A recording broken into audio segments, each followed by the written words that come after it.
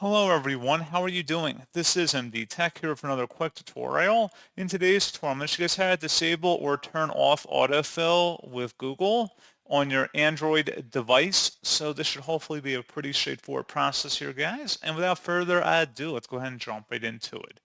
All you have to do is swipe up on your home screen and select the settings gear button. And then you want to go down and select the security and privacy tile.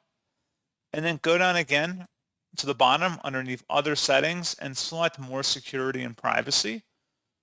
And then go down under autofill service from Google, saved passwords, credit cards, addresses. Go ahead and select that. So if you want to disable autofill, just click inside this oval one time until it's grayed out, and that means it's off as you see on my screen. And that's what you have to do.